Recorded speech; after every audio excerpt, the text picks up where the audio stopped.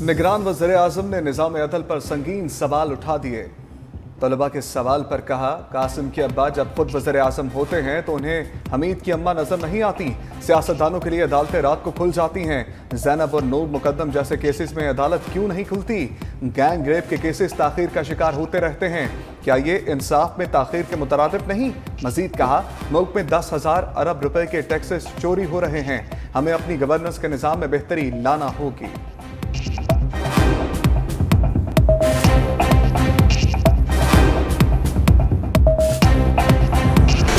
सादिक और अमीन के अल्फाज आखिरी नबी के सिवा किसी के लिए इस्तेमाल नहीं हो सकते। ताहयात नाहिली केस में जस्टिस कासिफ फाइज़ के रिमार्क्स।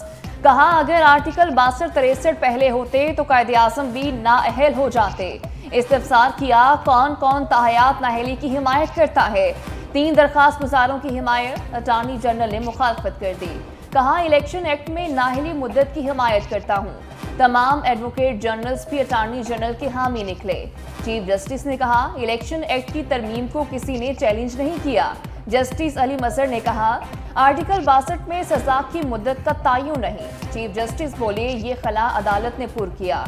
समाअत जुमेरात तक मुलतवी। चीफ जस्टिस ने हुक्मनामे में लिखा, सुप्रीम कोर्ट अदालती मुआवनीन मुकर्रर करेगी। क्या जजेस को घर भेजने वाला आइन चिकनी करने वाला अच्छे किरदार का हो सकता है?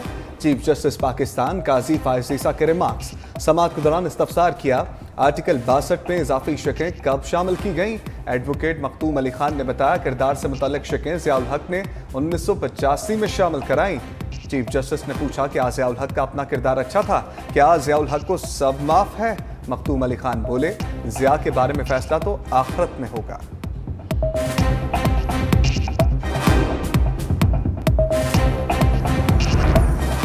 क्या सुप्रीम कोर्ट का फैसला खत्म करने के लिए आइन में तरमीम करना पड़ेगी? जस्टिस मंसूर अली शाह ने अहम कानूनी नुक्ता उठा दिया। इस्तफसार किया, मामूली वजूहात की बुनियाद पर ताहयात नाहिली गैर मुनासिब नहीं लगते। अटॉर्नी जनरल ने कहा, जब तक अदालती फैसले मौजूद हैं, ताहयात नाहिली डिक्लेरेशन अपनी जगह कायम है। चीफ जस्टिस ने कहा, किसी के किरदार का तयन कैसे किया जा सकता है? हम कैसे कह सकते हैं अटॉर्नी जनरल अच्छे किरदार के हैं? चीफ जस्टिस के रिमार्क्स पर अदालत में कहकहे लग गए।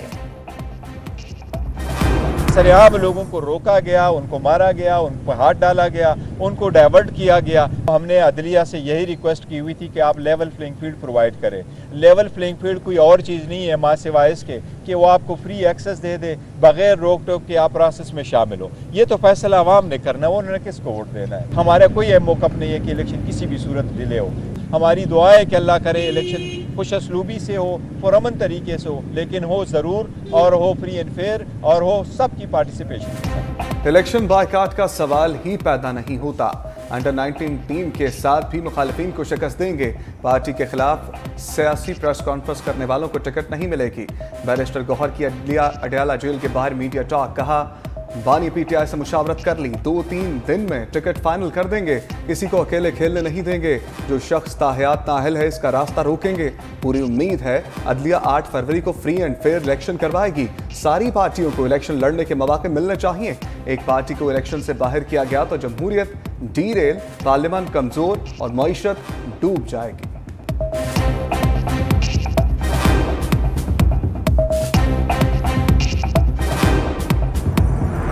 तहरीक-ए-इंसाफ को बल्ले का निशान मिलेगा या नहीं? पेशावर हाई कोर्ट ने पीटीआई इंट्रा पार्टी इंतखाबात और इंतखाबी निशान केस से मुतालिक फैसला महफूज कर लिया। वकील इलेक्शन कमीशन ने कहा, हमें सुने बगैर हुक्म इम्तनाई जारी किया गया। आर्टिकल 199 के तहत हाई कोर्ट सिर्फ सूबे की हद तक फैसला कर सकती है। इंट्रा पार्टी इंतखाबात पूरे मुल्क के लिए हुए। डिवीजन बेंच कायम किया जाए ताकि केस की समाअत सही तरीके से हो सके।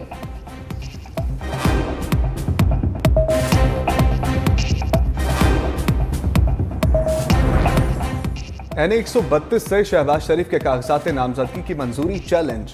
अपील में इस्तदा की गई कि साबिक वज़ीर-ए-आज़म सुप्रीम कोर्ट पर हमले के मास्टरमाइंड हैं। कानून के मुताबिक उन्हें इंतखाब लड़ने की इजाज़त नहीं दी जा सकती। अदालत आरओ का फैसला कलअदम करार दे। तजवीज़ कुनिंदा और तायद कुनिंदा के वोट मनसूख करने की भी दरख्वास्त।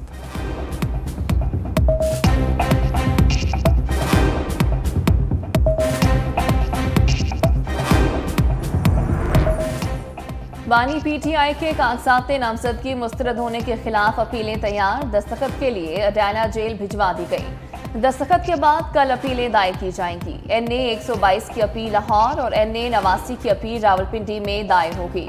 मुल्क भर में कागजात नामजदगी मंजूर और मुस्तरद होने के खिलाफ अपीलें दायर करने का सिलसिला जारी। सिंध हाई कोर्ट के इलेक्शन ट्रिब्यूनल्स में खुरम शेर जमान, आफ्ताब जहांगीर, अताउल्ला एडवोकेट और सईद आफरीदी की अपीलों पर समाअत आज होगी।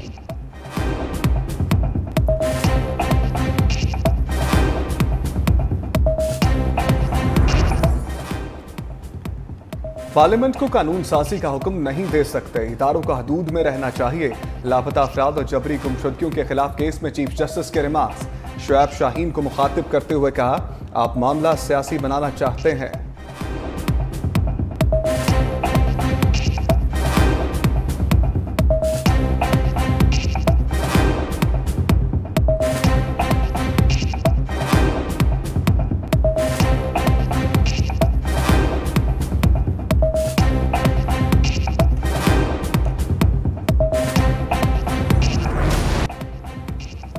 रियासत के खिलाफ कोई प्राइवेट आर्मी नहीं होती, हर तरह की प्राइवेट आर्मी गैर कानूनी है। चीफ जस्टिस ऑफ पाकिस्तान की अहम रिमार्क्स। अदालत अब लापता अफराद के मसले को हल करेगी। लापता अफराद के ठोस केसेस भी हैं, लोग तंजीमें ज्वाइन करके भी लापता हो जाते हैं। यहाँ ये तंजीमें ज्वाइन करने की रवायत चल पड़ी है जो ख़त्म होनी चाहिए। पाकिस्तान को अंदरूनी तौर पर मजबूत करना है। जो यहाँ हो रहा है ये दुनिया में कहीं नहीं होता। पुरअमन मुजाहिरा शहरियों का हक है।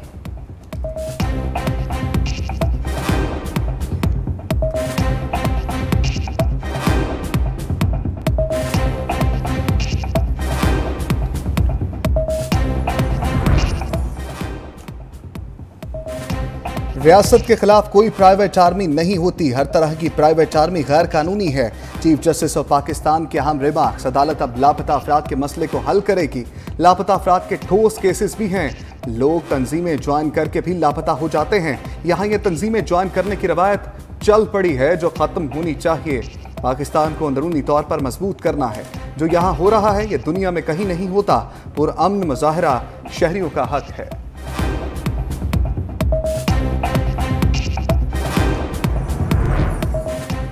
पीपल्स पार्टी की नून लीग को टफ टाइम देने की तैयारी। बिलावल भुट्टो आज से लाहौर में डेरे डालेंगे। नून लीग के मुखालिफ मजबूत उम्मीदवार उतारे जाएंगे। सेंट्रल एग्जीक्यूटिव कमेटी इजलास में अहम फैसले मुतवक्के। बिलावल भुट्टो NA 127 में इंतखाबी दफ्तर का इफ्तिताह करेंगे। अहम शख्सियात की भी पीपल्स पार्टी में शमूलियत मुतवक्के।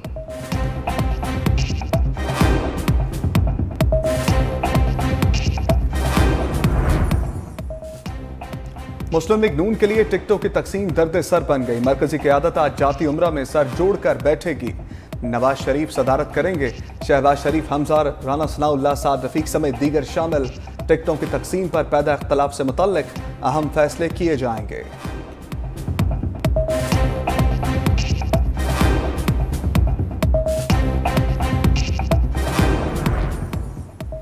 सीट एडजस्टमेंट हल्के के अवाम को धोखा देने के मुतरादिफ किसी से सियासी इत्तेहाद नहीं करेंगे। परवेज खट्टक की पेशावर में गुफ्तगू। कहा, हर पार्टी का अपना अपना मंशूर है, अपने मंशूर के खिलाफ नहीं जाऊंगा। हमें कोई खदशात नहीं, अपनी कारकर्दगी की बुनियाद पर इंतखाबात में कामयाबी हासिल करेंगे।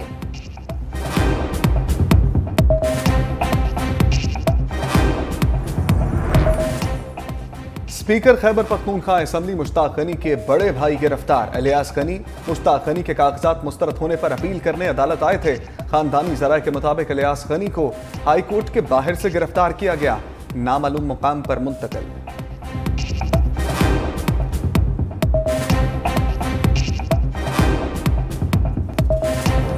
पंजाब के मैदानी इलाकों में शदीद धुंध का राज। इस्लामाबाद और रावलपिंडी में भी धुंध के बायस फ्लाइट ऑपरेशन मुतासिर। कई परवासों को दूसरे शहरों की तरफ मोड़ा गया। मोटरवेज को भी कई मकामात से बंद रखा गया। उस शरीफ धुंध के बायस बस उलट गई, 2 अफराद जाँ बहक, 11 जख्मी।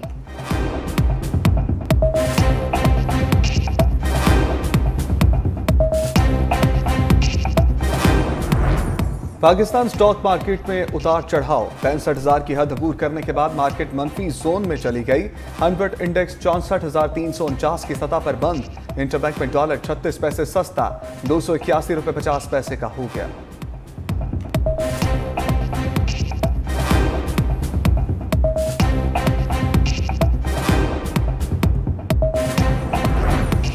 IMF से 70 करोड़ डॉलर की दूसरी किस्त हासिल करने के जतन। पाकिस्तान की IMF को तमाम शराइत पर अमल दरामद की यकीन दहानी।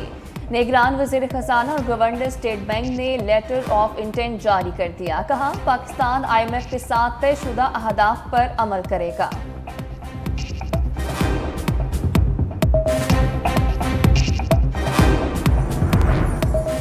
KDA में अजब करप्शन की गजब कहानी। करोड़ों का प्लाट कोड़ियों के मोल शादी हाल मालिकान को दे दिया। सियासी असर रसूख और भारी रिश्वत के एवज रिहायशी प्लाट को कमर्शियल में बदल दिया। गुलिस्तान जौहर ब्लॉक 1 में 600 गज के रिहायशी प्लाट को 290 गज एक्स्ट्रा लैंड भी दी गई। कराची पुलिस की लियारी में बड़ी कार्रवाई। Gang war commander Hasan Ali उर्फ पप्पू को जख्मी हालत में गिरफ्तार कर लिया। मुलजिम संगीन नोयत के दर्जनों वाकयात में भी मुलव्वस रहा।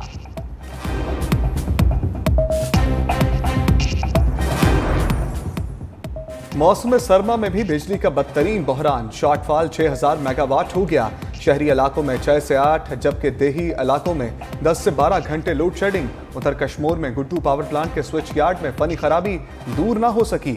NTDC जराये के मुताबिक नया ब्रेकर खरीदने में 15 रोज लग सकते हैं।